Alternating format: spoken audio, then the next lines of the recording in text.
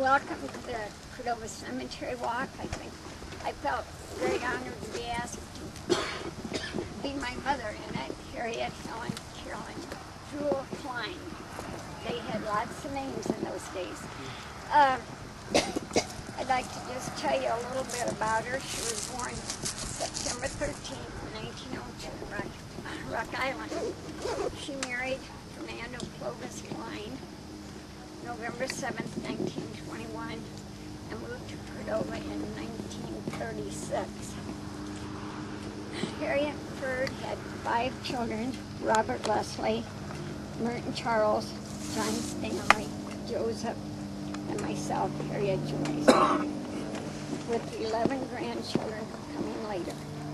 One of the reasons they moved from Rock Island to Cordova was the fact that their son Mert was sickly and so thin that the doctors advised them to get him out of the city and into a place where he could play in the dirt, get some fresh air, which luckily was Cordova.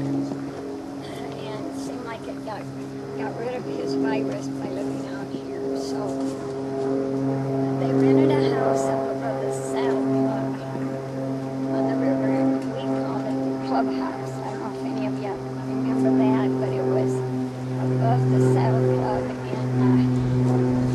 and let's see, it's probably where Exxon,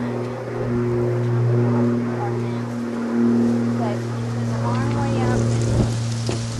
Mom never did drive, so it was not easy raising 5 children up there. In those days, the boys could walk to school, though, which was no short walk, and that they did. School was not called off because of windy snow or bitter cold weather. Ask my brother Joe, I don't know if he's here today, but he farms near Cordova out here, and he said about the days at the old Hope School. Janice Boardman Wainwright, I'm sure a lot of you remember Janice, who lives in East Moline now. But she taught at the old Hope School, and the kids walked to school, come snow or high water or whatever. Dad had to drive to American Machine and Metals in East Moline. He never had another car, which was Smarties. Probably remember the old Plymouths. They were hard to start in the winter. That's what we usually had. So it was not an easy life for Harriet raising 5 children in those days, but we had good neighbors. And probably a lot of you remember Ruth and Leonard Williams, the Belowskis, Jack and Grace Johnson, Ben Jewitts, the Jaspers. They weren't really close in distance, but they were there if we needed them. I also remember when the town people heard a family was moving in with 4 boys and 1 girl. Wow, they didn't know how to accept news like this.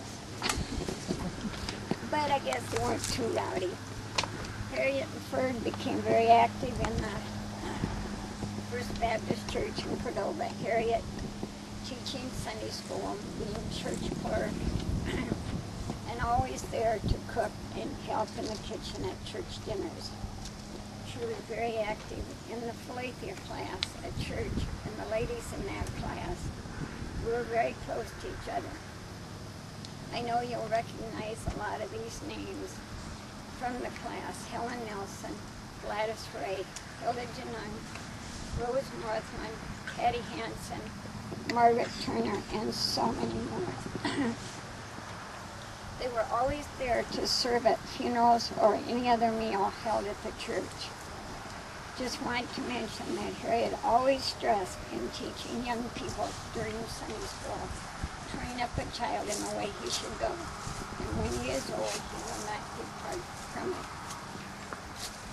I can even remember her playing Santa Claus at school, carrying a big bag of oranges and hard Christmas candy from her.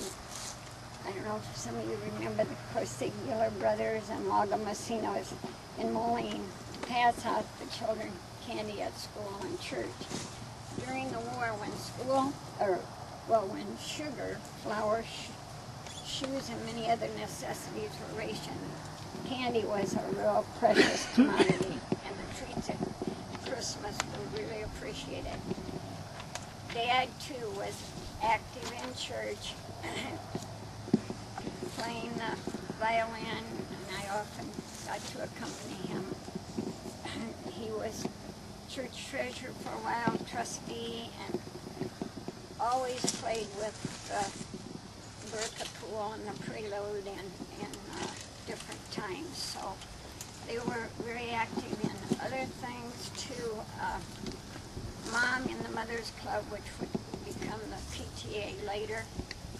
When the Cordova grade school was condemned by Floyd Shutter, some of you would remember him as superintendent of schools, and the school could not be kept open.